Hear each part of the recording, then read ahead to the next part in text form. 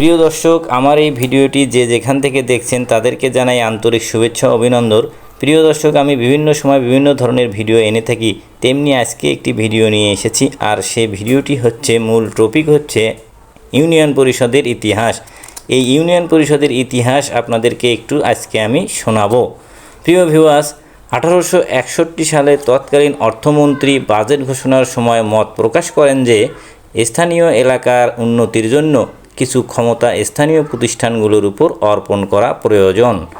1869 সালের 14 December Lord Mayo স্থানীয় এলাকার উন্নতির জন্য গুরুত্ব আরোপ করেন। তারপর 1882 সালে লর্ড রিপনেই সর্বপ্রথম এদেশে বাস্তবে স্থানীয় স্বায়ত্তশাসন প্রতিষ্ঠা করার জন্য জনসাধারণকে অধিকতর রাজনৈতিক শিক্ষায় শিক্ষিত করতে চেয়েছেন। লর্ড রিপনের এ প্রস্তাবনার প্রতি তৎকালীন ইংল্যান্ডের প্রধানমন্ত্রী গ্লাডস্টোনের পূর্ণ সমর্থন ছিল। এরপর লর্ড রিপন 1882 সালে 18 মে ঐতিহাসিক প্রস্তাবনা ঘোষণা করেন। তার প্রস্তাবনার ভিত্তিতে 1883 সালের জানুয়ারি মাসে বাংলায় বিধানসভার একটা বিল উত্থাপন করা হয়। উক্ত প্রস্তাবনায় গ্রাম এলাকায় জনসাধারণের কল্যাণের জন্য প্রথম ইউনিয়ন কমিটি গঠন করা হয়। 1885 সাল থেকে 1919 সাল পর্যন্ত বর্তমান ইউনিয়ন পরিষদের নাম ছিল ইউনিয়ন কমিটি।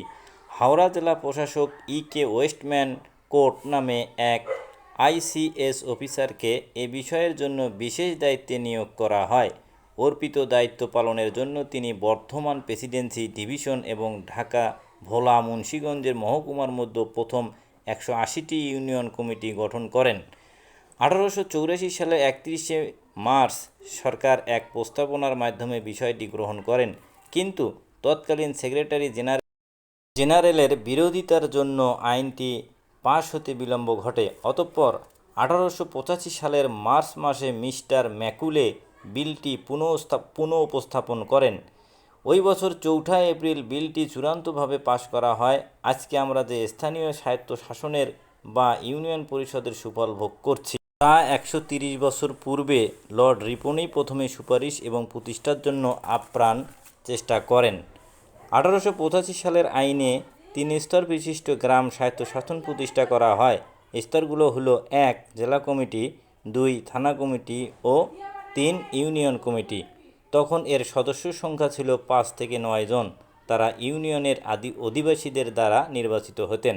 প্রথম অবস্থায় ইউনিয়ন কমিটির চেয়ারম্যান পদ 1885 সালের বিধানে ছিল না। 1908 সালে পশ্চিম বাংলায় 1885 সালের আইনের সংশোধন করলে চেয়ারম্যান পদের সৃষ্টি করা হয়।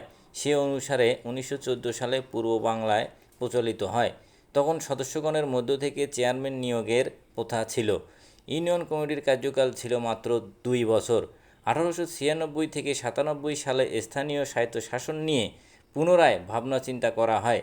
সে সময় পূর্ব বাংলায় ছিল প্রবল বন্যা।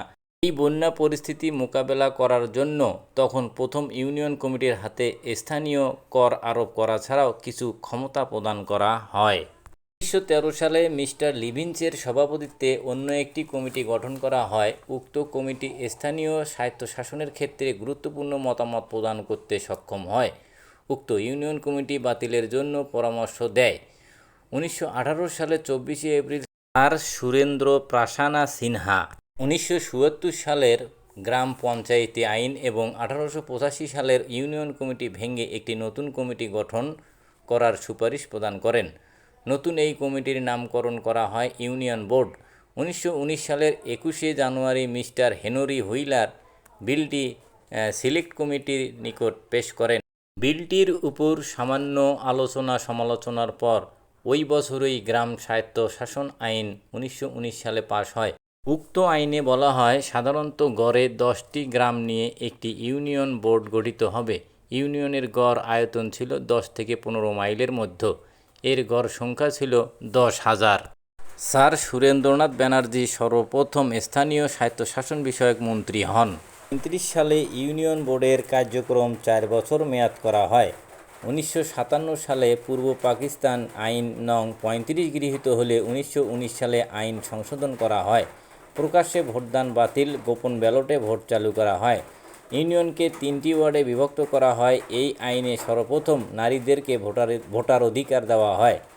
1959 সালের 27শে October field marshal Ayub Khan মৌলিক গণতন্ত্র চালু করেন। ইউনিয়ন বোর্ডের নাম পরিবর্তন করে নাম রাখেন ইউনিয়ন কাউন্সিল। উক্ত ইউনিয়ন কাউন্সিলের মেয়াদকাল ছিল 5 বছর। ভাইস চেয়ারম্যানের পদ 1965 সালে বাতিল করা হয়। 1971 সালে ইউনিয়ন কাউন্সিলের নাম পরিবর্তন করে নাম রাখা হয় ত্রাণ কমিটি। 1972 সালের 1 জানুয়ারি ইউনিয়ন কাউন্সিলর ও ত্রাণ কমিটি ভেঙে ইউনিয়ন পঞ্চায়েত নামকরণ করা হয়। 1972 সালের 14 ডিসেম্বর নতুন সংবিধান প্রণীত হয়। 1973 সালের 30 জুন জাতীয় সংসদ কর্তৃক বিধি প্রণীত হয়।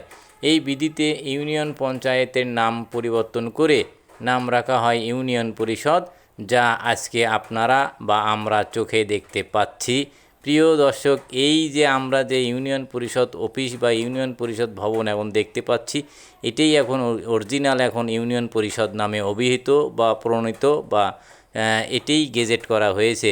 প্রিয় দর্শক, এই হলো ইউনিয়ন পরিষদের আমার একটি সংক্ষিপ্ত ইতিহাস, নামকরণের একটি সংক্ষিপ্ত ইতিহাস।